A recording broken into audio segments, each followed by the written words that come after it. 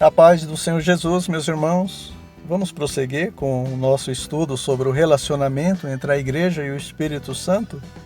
Hoje nós vamos refletir na lição de número 4, que vai falar sobre o batismo com o Espírito Santo, que por sinal tem sido um tema bem polêmico entre os crentes pentecostais e os tradicionais.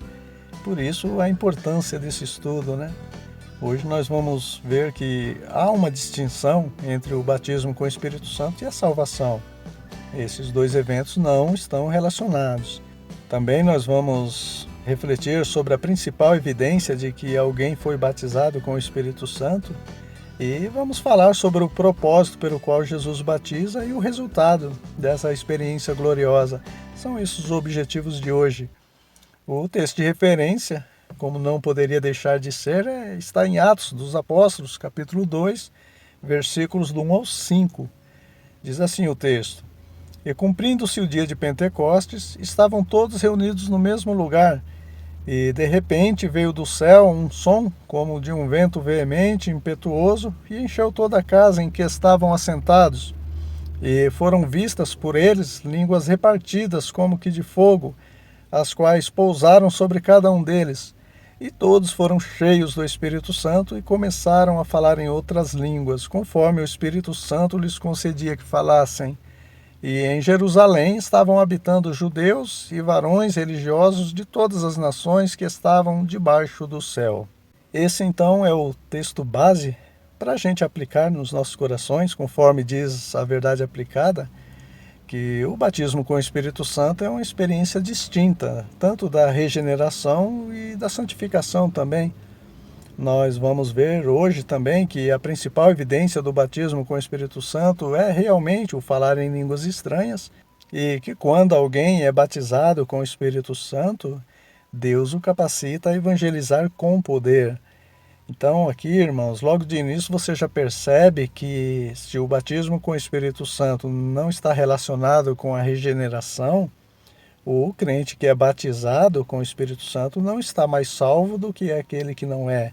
A salvação já inicia lá atrás, lá no novo nascimento. Você percebe também, através dessa verdade aplicada, que o falar em línguas não é a única evidência do batismo com o Espírito Santo. É a principal, mas não é a única.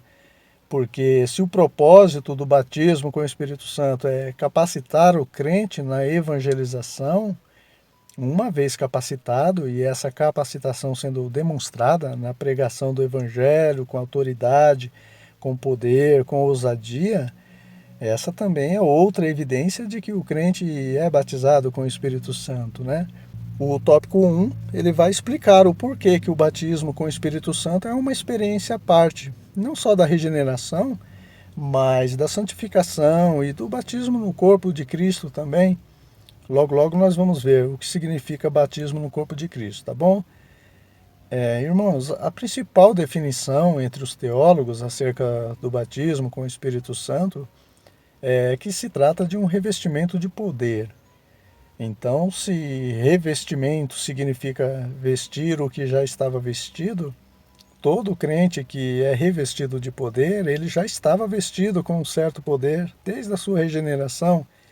Ele já tinha a presença do Espírito Santo quando ouviu a palavra, creu e recebeu Jesus como Salvador e Senhor, já que naquele momento o Espírito Santo passou a habitar nele. Então todo crente ele já pode falar de Jesus, ele já pode orar por um enfermo, ele já pode expulsar demônios. Claro que tudo isso na autoridade do nome de Jesus. Eu digo isso porque aconteceu com os discípulos, né?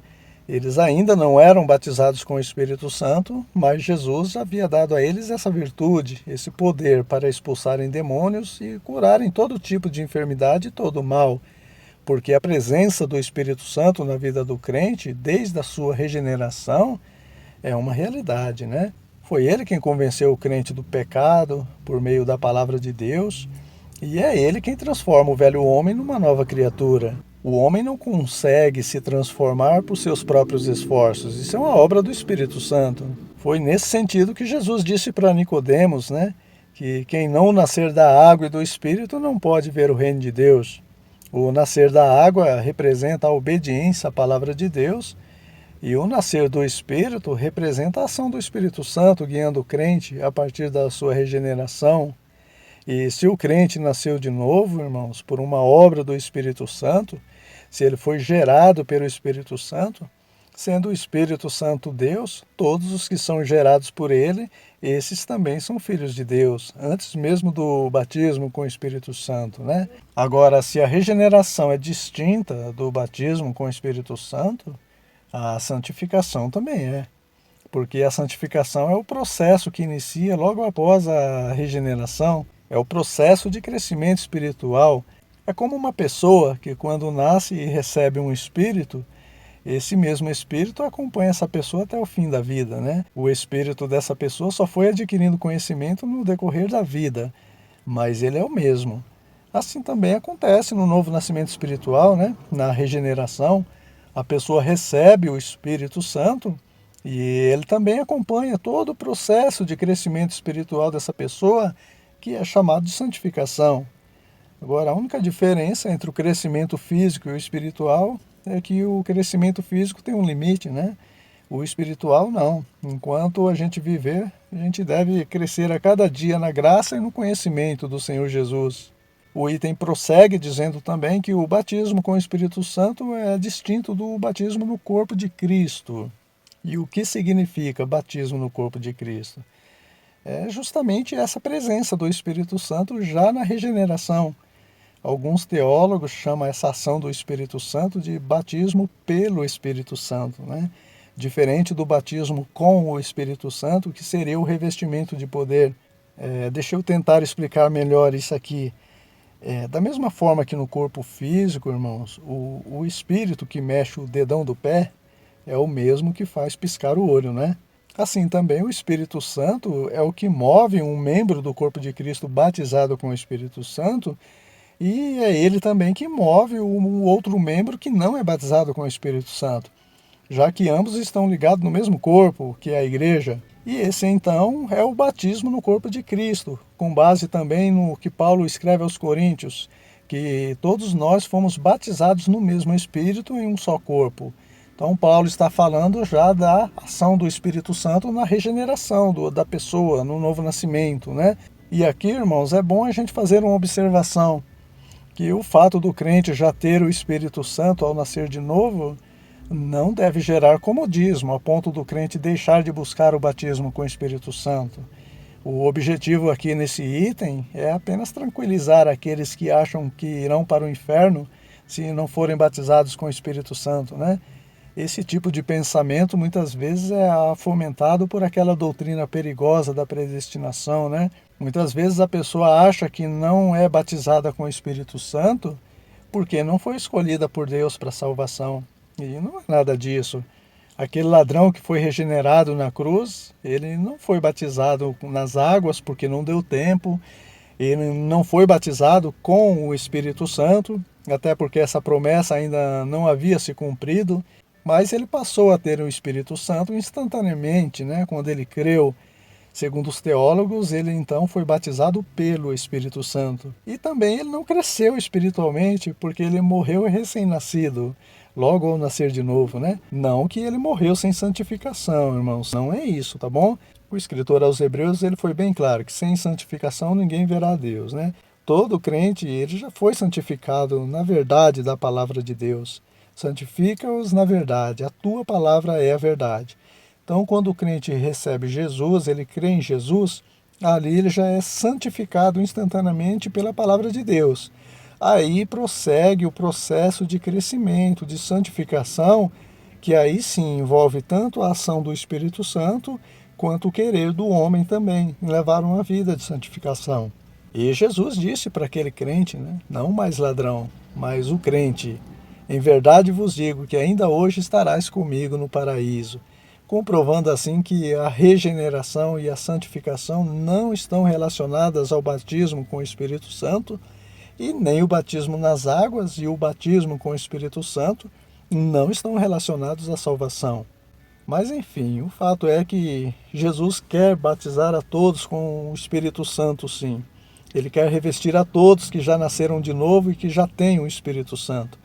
Mas, apesar de não ter uma fórmula mágica, E apesar de haver muitas pessoas, muitos crentes que foram batizados com o Espírito Santo sem ao menos buscar, é necessário pelo menos crer que o batismo com o Espírito Santo é para os dias atuais. Os sinais do batismo com o Espírito Santo seguirão somente aqueles que crerem. Vamos agora para o tópico 2, que vai falar sobre as línguas estranhas, ou a glossolalia, como também é chamada. Essa é a principal evidência do batismo com o Espírito Santo, e a gente pode afirmar isso com base em alguns textos de Atos dos Apóstolos. Além desse capítulo 2, tem também aquele sobre a família de Cornélio, no capítulo 10, e dos crentes de Éfeso, no capítulo 19.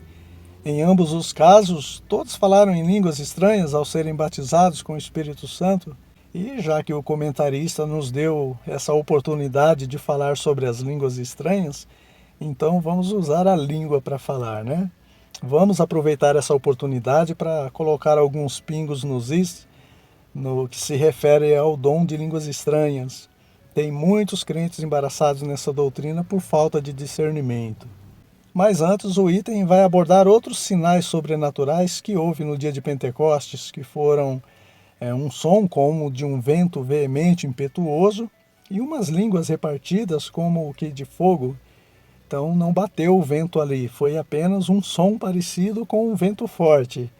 E também as línguas repartidas que eles viram não eram literalmente de fogo, mas como de fogo, semelhante ao fogo.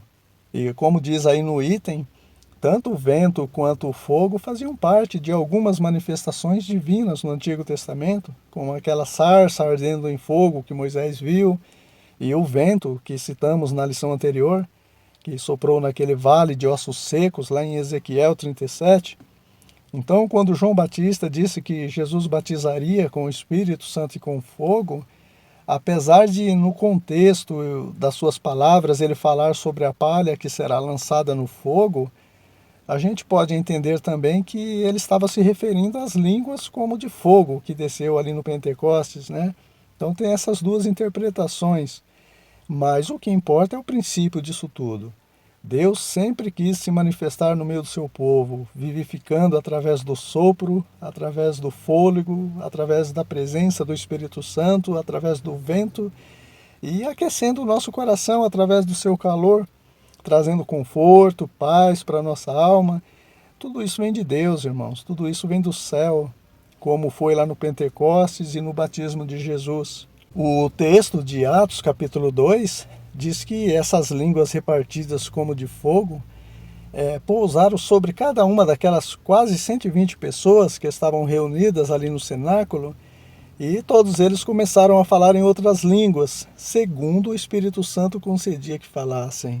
Então, com base em todos esses textos que citamos, Atos capítulo 2, capítulo 10 e capítulo 19, onde aqueles que foram batizados com o Espírito Santo falaram em línguas estranhas, nós, os crentes pentecostais da Assembleia de Deus, entendemos que o falar em línguas é realmente a evidência inicial do batismo com o Espírito Santo, diferentemente do que acreditam os nossos irmãos ali das igrejas tradicionais, que nós amamos e respeitamos também eles, Mas aqui, irmãos, tem alguns poréns nessa questão das línguas estranhas que nós cremos.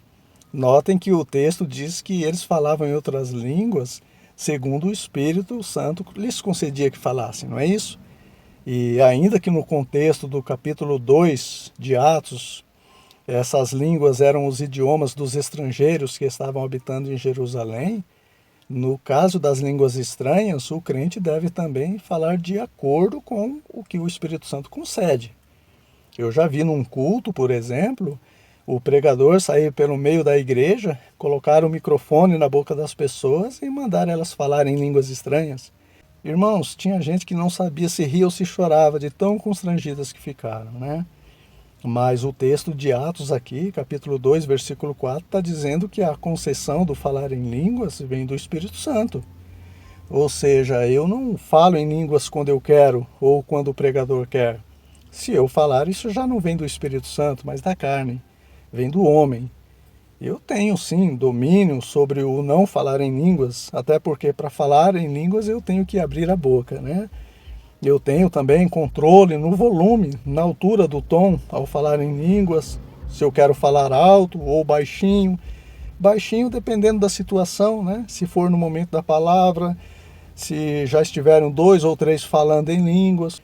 Quando o Tiago diz que o homem não pode domar a língua, o contexto ali é outro, né? Não tem a ver com línguas estranhas. Então eu posso deixar de falar ou controlar o volume das línguas estranhas. Mas falar em línguas quando eu quero, isso não está em meu poder, irmãos. É segundo o Espírito Santo me concede. Ainda que eu esteja acostumado a falar em línguas segundo o Espírito Santo me concede, e por isso eu já conhecer a pronúncia dessas palavras, eu não devo falar sem a concessão do Espírito Santo. As palavras podem ser as mesmas, mas o fato delas serem concedidas pelo Espírito Santo ou não, fará toda a diferença, né? Uma sai do coração e a outra sai da boca para fora. Inclusive tem ministérios por aí que só consagram a obreiros aqueles que falarem línguas, né? E nisso eles cometem alguns equívocos graves também. Primeiro que estão demonstrando falta de confiança no obreiro que está afirmando que é batizado com o Espírito Santo. Você é batizado com o Espírito Santo? Sim. Então dá uma rajada de línguas aí. Ou seja, em outras palavras, ele está dizendo, eu duvido. Agora, irmãos, como eu vou consagrar alguém em quem eu não confio? E outra que, se duvidam que o crente é batizado com o Espírito Santo, eles deveriam duvidar também se a rajada de línguas que ele deu veio realmente de Deus. Porque nem toda língua estranha vem de Deus, irmãos. Nem toda língua estranha vem de Deus. Tem língua estranha que é estranha até para Deus, né? Não é só fogo estranho que tem em muitos altares, né? Às vezes tem línguas estranhas também. E se Deus cobrou daqueles que acenderam fogo estranho no altar, o que será daqueles que falam línguas estranhas aos ouvidos de Deus no altar também? Outro dia no meu trabalho, um colega não crente disse para mim, irmão, eu nunca tinha ido numa igreja de crente. Ontem eu fui e eles começaram a falar umas palavras estranhas. O que era aquilo? Tem isso mesmo na igreja? Aí eu disse para ele, tem sim, quando o crente é batizado com o Espírito Santo, ele fala em línguas estranhas. E aí, irmãos, ele me disse, né, olha, eu fiquei impressionado, eu até decorei o que eles falavam dessa forma. Irmãos, esse meu amigo, ele começou a falar em línguas ali, ele deu uma rajada de línguas ali, melhor que muitos crentes, só que eram palavras decoradas, eram da boca para fora, não saía do interior da alma, do fundo do coração, não eram concedidas pelo Espírito Santo. Agora a questão que fica é, será que tem crente que faz isso também? Que decora línguas estranhas para ser consagrada a obreiro? Ou para receber honra dos homens? Só Deus sabe, irmãos. Mas eu sei de uma coisa, isso é falta de temor, né? De reverência com a pessoa do Espírito Santo. Isso é brincar com coisa séria, é brincar com Deus. Irmãos, bom é ser honrado por Deus, não é isso? Mas se alguém quer receber honra dos homens, por que não buscar o dom do ensino, né? Busca o dom do ensino e se esforce para viver o que você vai ensinar. Paulo disse que os presbíteros que ensinam são dignos não de honra, mas de dupla honra. Mas não cloneie, irmãos, não plageie línguas estranhas, né? Seja você mesmo. É melhor ser um crente tradicional sincero do que um pentecostal fingido. E muitas vezes esses líderes priorizam ainda o falar em línguas para a consagração de um obreiro, sem nem se importar se o crente tem um bom testemunho de cristão ou não. Ah, falou em línguas é cheio. Será que é sempre assim, irmãos? Nós já vimos, com base na igreja de Corinto, que não é bem assim. Nem todos que falam em línguas estranhas é flor que se cheire. Quase todos em Corinto, se não todos, né, falavam em línguas estranhas. Tanto que Paulo teve que controlar, né? Não fale todos em línguas ao mesmo tempo, não. Fale 2 ou 3 no máximo. Só que não eram só as línguas que eram estranhas ali. As atitudes de muitos também eram estranhas. Havia inveja, havia dissensões, contendas entre eles. Até fornicadores, irmãos, tinha ali no meio deles. Então nós não podemos confundir línguas estranhas com ser cheio do Espírito Santo. Ser cheio do Espírito Santo é ser pleno, é ser completo.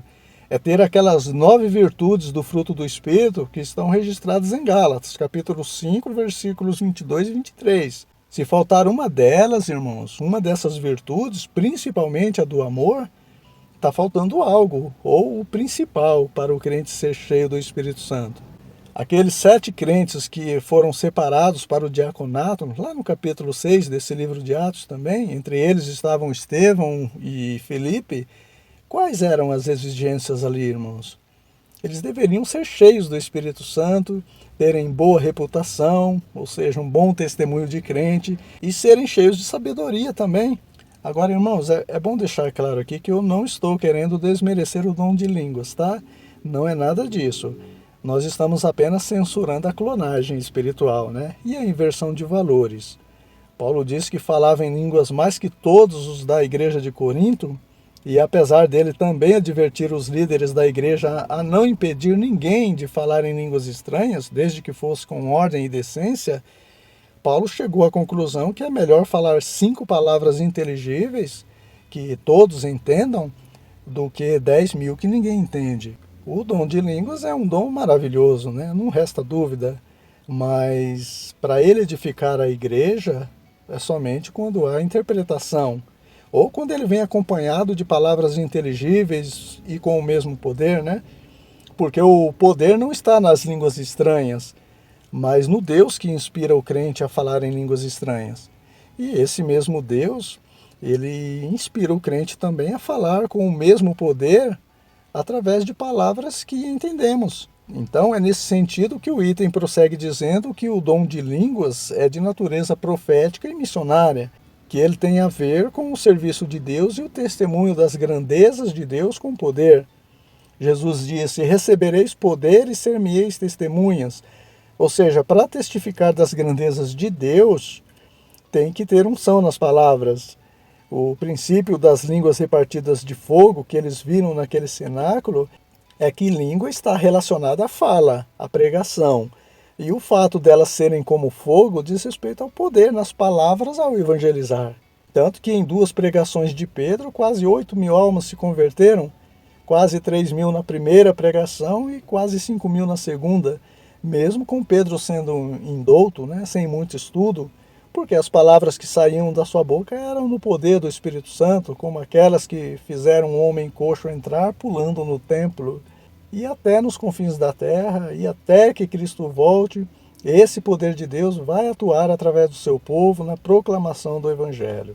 Enfim, muitos são os pontos de vista acerca do batismo com o Espírito Santo, acerca dos dons espirituais, mas conforme diz o tópico 3, para desfazer alguns equívocos como esse que falamos sobre as línguas estranhas, para se chegar não só ao propósito correto do batismo com o Espírito Santo, mas também aos seus resultados, só é possível analisando o contexto bíblico, fazendo um estudo profundo à luz da Bíblia, porque ninguém é o dono da verdade, mas nós temos à nossa disposição a verdade chamada a Palavra de Deus, e contra fatos não há argumentos, principalmente no que diz respeito aos fatos que estão descritos na Palavra de Deus.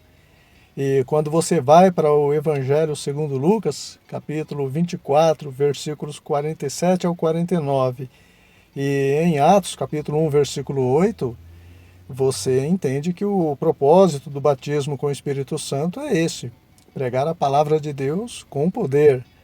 Ao ressuscitar, Jesus apareceu para os 11 e disse que em seu nome seria pregado o arrependimento e a remissão dos pecados a todas as nações, começando por Jerusalém. Mas para isso era necessário que os discípulos permanecessem em Jerusalém até que do alto eles fossem revestidos de poder, até que eles recebessem a virtude do Espírito Santo para serem testemunhas do Senhor em todo o canto. E os resultados você vê lá na frente, no capítulo 2, Pedro pregando com ousadia e aquelas milhares de almas se convertendo, porque o Senhor acrescentava essas almas à igreja, operando sinais e maravilhas através dos discípulos e gerando assim temor no povo. Irmãos, almas se convertendo fala de edificação da igreja, não só em quantidades, mas em qualidades também. As pessoas ali eram convertidas mesmo, não emotivas apenas. E Paulo, escrevendo aos Coríntios e aos Efésios, nessas referências que estão aí na tela, Ele disse que os dons, sejam espirituais ou ministeriais, são para esse fim mesmo, para a edificação do corpo de Cristo. Assim como o espírito humano trabalha raciocinando para o bem-estar do corpo, o Espírito Santo trabalha em favor do corpo de Cristo, chamado Igreja. Irmãos, até o dom de línguas, sendo o único que edifica apenas aquele que tem esse dom, porque a pessoa não fala aos homens, mas em mistérios ele profere palavras perfeitas a Deus. Paulo exorta aquele que fala em línguas a orar para que possa interpretar as palavras, a fim de que até o indouto seja edificado e diga amém. Então, o propósito de Deus sempre foi o crescimento do seu povo. Desde o Antigo Testamento, quando o Espírito Santo agia através dos líderes de Israel, os profetas, os reis, os sacerdotes, todos em favor do povo, e também essa era a postura dos primeiros discípulos depois do Pentecostes, né? Ousadia, coragem, oração, prontidão no anúncio do Evangelho, perseverança em meio às perseguições e ameaças, tudo isso para o progresso espiritual do povo. Eles poderiam ficar em casa com suas famílias, no conforto do lar, curtindo os dons, falando em línguas, profetizando entre eles. E no início eles até fizeram assim porque ainda estavam com resíduos do judaísmo no coração. Só que Deus permitiu uma perseguição em Samaria para agir como um removedor de resíduos, né? E todos eles se espalharam e pregavam também fora de Jerusalém e de Samaria. Porque Deus vai requerer, irmãos, daquele que esconder os dons, que fizer mau uso, que brincar com os dons espirituais. A prioridade sempre foi as almas.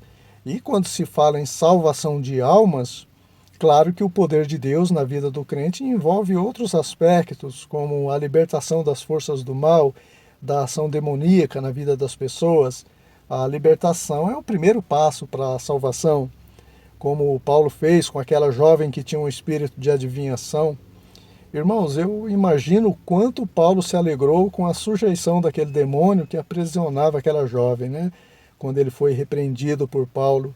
Mas ainda que seja prazeroso repreender um demônio e ver uma alma sendo liberta, o propósito final de Deus é a salvação dessas pessoas.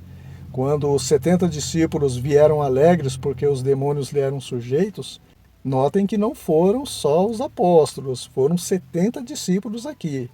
Isso significa que abrange a todos que crerem, né? Esse poder para repreender demônios. Mas quando os 70 voltaram alegres, Jesus disse, não se alegrem por isso, né? Porque os demônios lhes são sujeitos, mas se alegrem por seus nomes estarem escritos no livro da vida. Ou seja, mais importante que todos os aspectos que abrange o batismo com o Espírito Santo é pessoas tendo seus nomes escritos no livro da vida. Amém, meus irmãos? Chegamos ao término de mais essa lição. Agradeço mais uma vez a você que nos acompanhou até aqui. Espero ter sido claro naquilo que Deus colocou em meu coração para essa lição. Se for da vontade do Senhor, na próxima semana estaremos de volta para refletirmos na lição de número 5, que vai abordar especificamente os dons de revelação. Então, orem em favor de mais essa lição, orem em meu favor, para que Deus nos conceda a graça, a fim de que possamos aprender e compartilhar aquilo que aprendermos nessa lição. Deus abençoe a todos, tenha uma ótima aula na EBD da sua igreja e até a próxima semana.